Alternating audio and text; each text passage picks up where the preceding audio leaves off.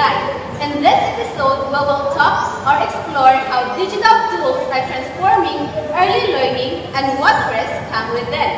Hi, I'm Rosenda and these are my friends Tessa and Hannah. That's right, Jel. Bringing technology into early childhood education helps make learning fun and personal. Apps like Khan Academy Kids adapt lessons to each child's progress, while tools like Fantastic and Scratch Junior let kids create stories and animations.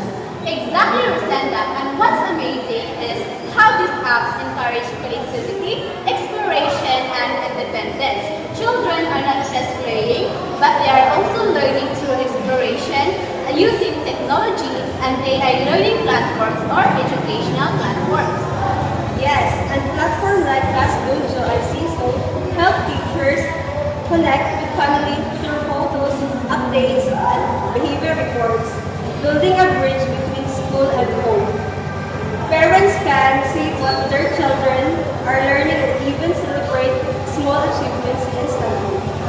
That's right! It is important for teachers to guide young learners and make sure technology is used purposefully, not just as entertainment, but as a meaningful part of learning. Okay. And of course, parents play a big role to setting limits on screen time and choosing an age-appropriate apps can help protect children while keeping learning fun. Exactly, Rosenda and Tessa. The goal is to create a child-focused and safe digital space for them. In the next episode, we will talk about what can go wrong and what solutions or ways that we can do to address those digital dangers.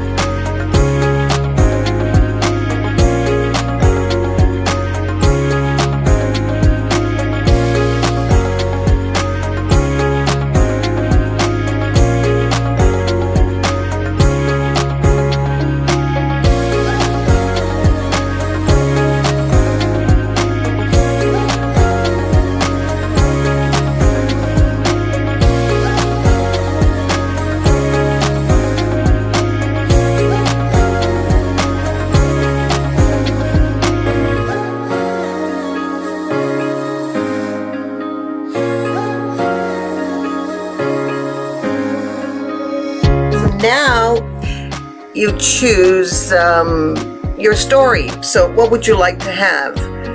Science report 5 parts, classic story 5 parts, or a short story? I'm going to go for the short story.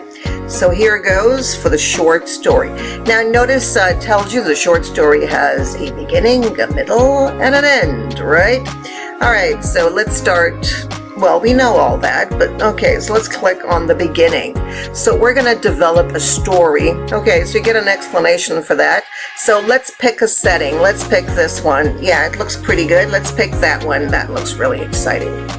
Okay, so draw your own, or you can have a character. So let's try this one. Yeah, I like that one. And maybe that one. And that one. And that one. And that one. Well, I guess I only get 4. All right. So let's go on to the next step. All right. So here we go.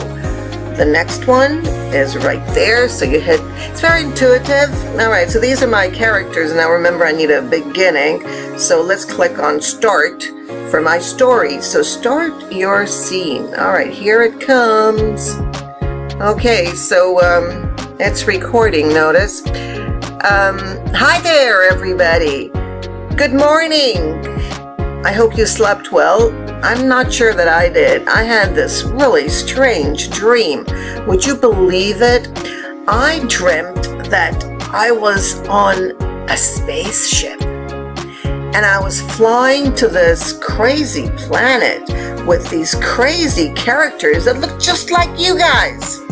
Yeah, they look just like you.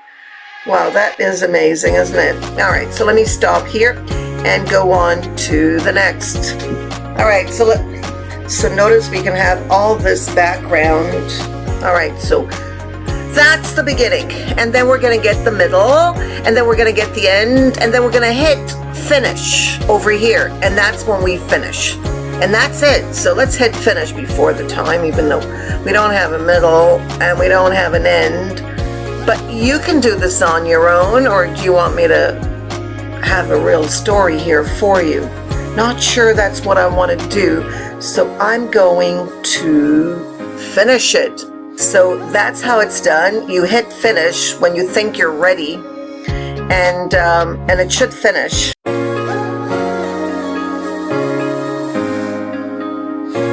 Welcome back, everyone. And in this episode, we will talk about the other side of digital learning and the risk that comes with early childhood education technology. That's right, Angel. While technology offers amazing opportunities, it also brings challenges that teachers, parents, and even young learners need to be aware of. Let's start with cybersecurity and data privacy.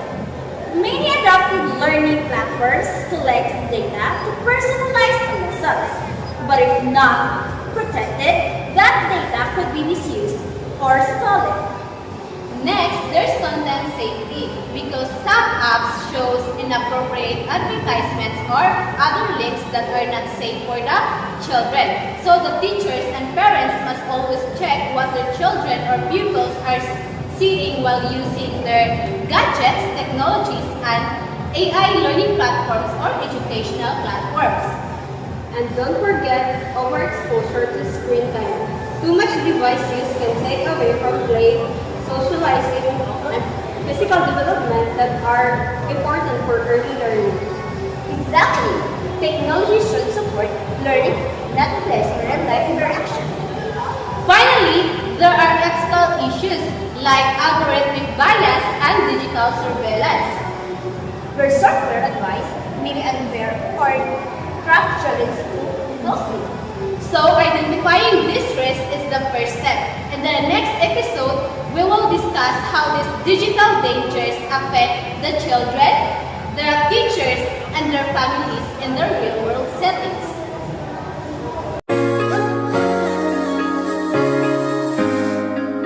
Again, you are still watching to the Early Childhood Cyberspace Guide. Today, we will explore or talk about what will happen when digital dangers actually affect children and schools. Let's start with children well-being. Too much solo screen time reduces social interaction, which affects empathy and emotional control. Yes, teachers are also impacted when technology takes over. They can become device supervisors instead of facilitating the learning. And it will reduce or lower the education quality or the teaching quality. And school risks losing funding trust.